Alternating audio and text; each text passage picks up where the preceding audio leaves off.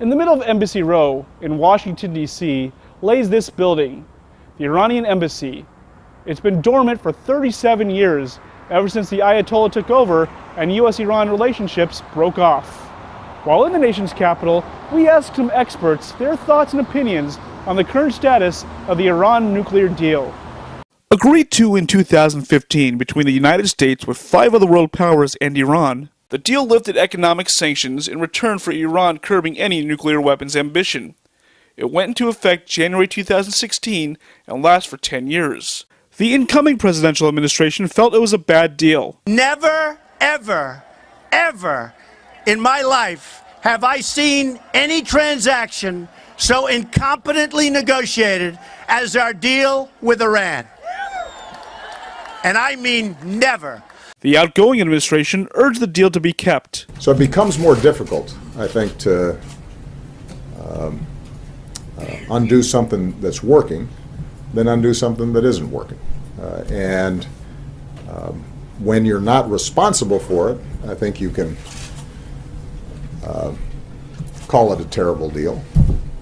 When you are responsible for the deal and preventing Iran from getting a nuclear weapon, you're more likely to look at the facts. Will those pleas fall on deaf ears? GWIRE sought out to get some answers from experts. Professor Raymond Tanner served the Reagan administration as a National Security Council advisor. He has authored books on Iran and is critical of the way Obama structured the deal. So the deal has positive and negative aspects. The big problem for the United States is that President Obama put sanctions relief up front, so Iran got the money back and is now pledged to adhere to the terms of the deal. And that puts the successor, President Trump, in a bind. And President Trump doesn't want to be there. Many people don't think President Trump really understands these issues, but in this issue of certification and compliance, he's spot on. He knows what he's talking about. Since the lifting of sanctions 19 months ago, there have been signs of Iran's economic prosperity. There's an $18 billion deal with Europe's Airbus. French energy company Total signed a $1 billion deal. French automaker Renault signed a $777 million deal. And Chicago-based Boeing signed a $20 billion deal with Iran. But will other American companies also be able to benefit? Could pushing for more sanctions take away opportunities from other U.S. manufacturers? Could this hurt American jobs? The White House must recertify the deal every 90 days. The most recent recertification happened last month despite President Trump's hesitance. From all accounts, Iran is holding its end of the bargain.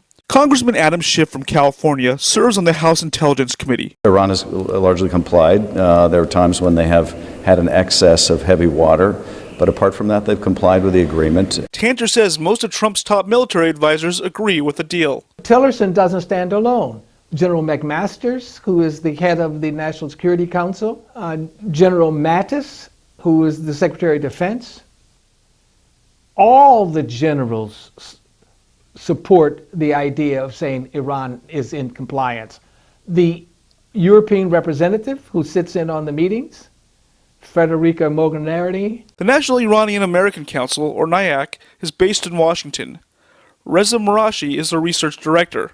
He agrees that Iran is complying with the deal, but criticizes President Trump for not upholding his end. Unfortunately, the Trump administration recently has not been fulfilling America's end of the bargain, both the spirit and the letter of the deal. So it's not too late for the Trump administration to start to live up to its end of the bargain and fulfill America's obligations under the deal. But given recent remarks that we've heard from President Trump, it's not looking good in that regard. Despite consensus that Iran is complying, Trump has continued to show skepticism since taking over the White House. My administration has already imposed new sanctions on Iran, and I will do more to prevent Iran from ever developing, ever, a nuclear weapon.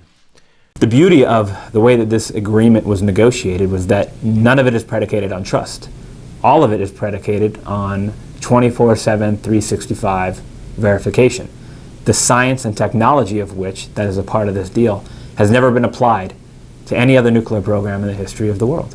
So this has become the gold standard of all non-proliferation agreements. So if you don't like the Iran deal, you don't like any deal. One man, President Donald Trump, stands alone against the senior members of his National Security Council, against the world. But I don't think that President Trump minds standing alone, because he wants to make America great, and America great means standing alone. Why would Trump stand alone? Marashi has some theories. President Trump thinks he can strong-arm both the Iranians and all other countries that are party to this agreement into a better deal.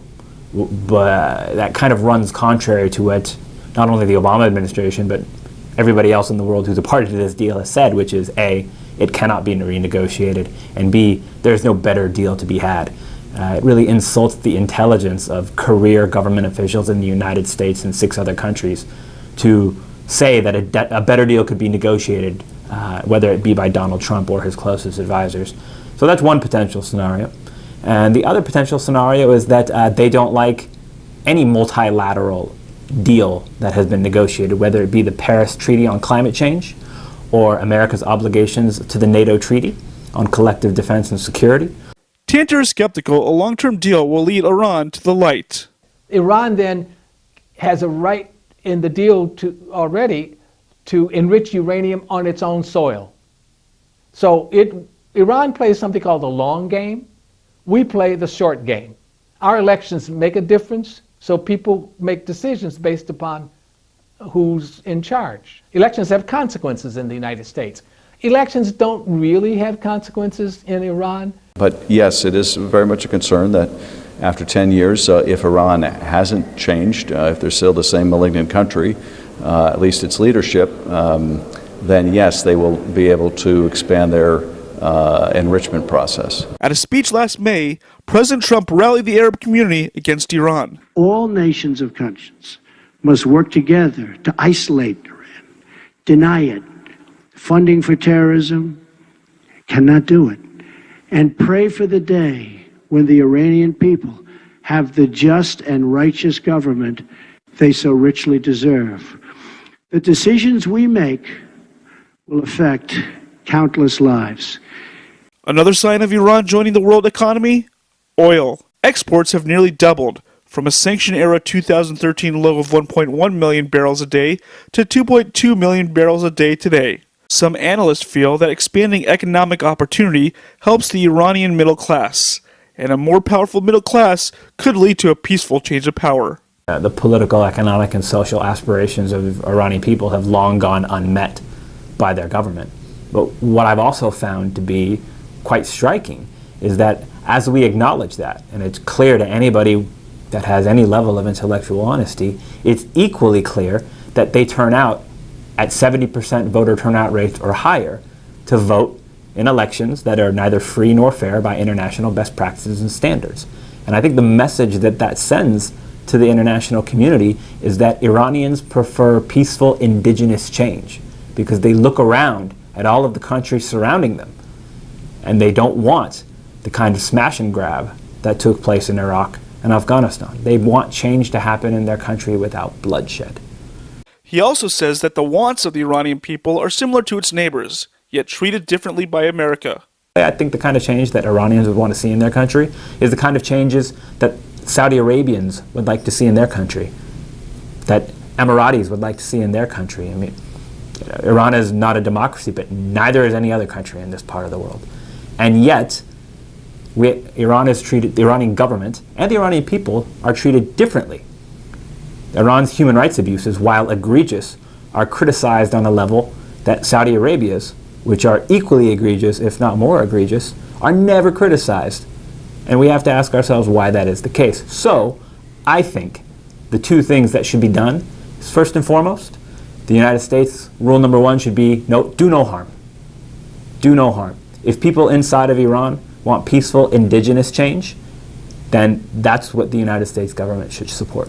The nuclear deal basically bought us time to see whether Iran could change its behavior, but that'll be up to the Iranians and whether that new generation successfully wrests control away from these hardliners. In the 10 years from now, Iran will have the bomb, and it's involved with ballistic missile testing. The only purpose of ballistic missile testing is the use in a nuclear weapon. I was going to say Fresno, California is in the target range.